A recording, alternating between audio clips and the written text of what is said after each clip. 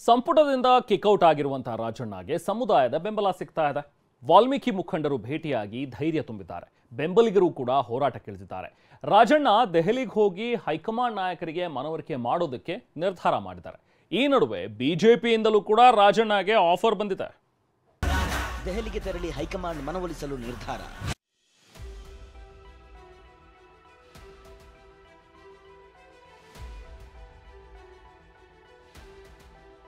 ಕಾಂಗ್ರೆಸ್ ಸರ್ಕಾರದಲ್ಲಿ ಪ್ರಭಾವಿ ಸಚಿವರಾಗಿದ್ದ ರಾಜಣ್ಣ ನಿನ್ನೆ ಶಾಸಕಾಂಗ ಸಭೆಗೂ ಹೋಗದೆ ಇಂದು ಅಧಿವೇಶನಕ್ಕೂ ಬಾರದೆ ಸೈಲೆಂಟ್ ಆಗಿದ್ದಾರೆ.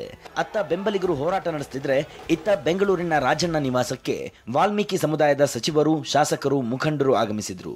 ಈ ವೇಳೆ ದೆಹಲಿಗೆ ಹೋಗ್ತೀನಿ, ಹೈಕಮಾಂಡ್ ಮನವೊಲಿಸ್ತೀನಿ ಅಂತ ರಾಜಣ್ಣ ಹೇಳಿದ್ದಾರೆ.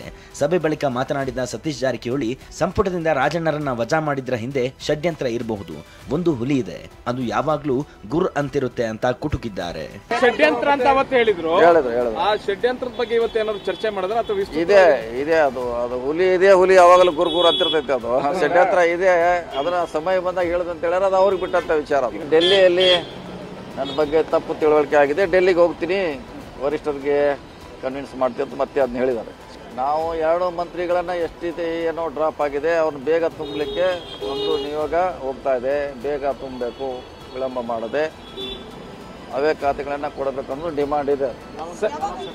ಬೇಗ ಅಧಿವೇಶನ ಮುಗಿದಾಗ ಹೋಗ್ತೀವಿ. ವಾಲ್ಮೀಕಿ ಸಮುದಾಯಕ್ಕೆ ಕೊಡಬೇಕು. ಅದೇ ಹೌದು, 2 ಅಲ್ಲಿದೆ, ಅವ್ರಿಗೆ ಕೊಡಬೇಕು.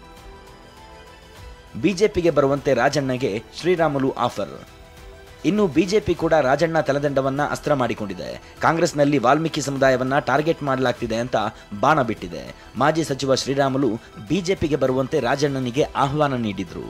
ಇಡೀ ಸಮುದಾಯ ನಿಮ್ಮ ಜೊತೆ ದಯವಿಟ್ಟು ಭಾರತೀಯ ಜನತಾ ಪಾರ್ಟಿ ಬರ್ರಿ.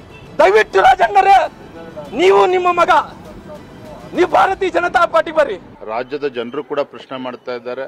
ಆ ನಿಟ್ಟಲ್ಲಿ ಮುಖ್ಯಮಂತ್ರಿಗಳು ಸ್ಪಷ್ಟ ಉತ್ತರವನ್ನು ಕೂಡ ನೀಡಬೇಕಾಗ್ತದೆ. ಯಾರು ಷಡ್ಯಂತ್ರ ಮಾಡಿದವರು ಏನು, ದುರುದ್ದೇಶ ಏನು ಅಂತ ಸತ್ಯ ಹೇಳೋಂಥ ಪ್ರಯತ್ನ ಇಷ್ಟು ಪ್ರಯತ್ನ ಮುಂದೆ ಬಂದಿದ್ದೀರಾ, ಇಷ್ಟು ಸತ್ಯ ಹೇಳಿದ್ದೀರಾ, ಇನ್ನೊಂದು ಸ್ವಲ್ಪ ಹೇಳ್ಬೇಡಿ, ಮುಗ್ದೋಯ್ತು.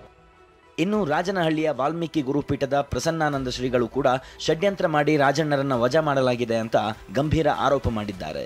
ಸಮುದಾಯ ಮತ್ತು ಬೆಂಬಲಿಗರು ರಾಜಣ್ಣ ಬೆನ್ನಿಗೆ ನಿಂತಿದ್ದು ಮತ್ತೆ ಸಂಪುಟಕ್ಕೆ ಸೇರಿಕೊಳ್ಳುವಂತೆ ಒತ್ತಾಯಿಸಿದ್ದಾರೆ.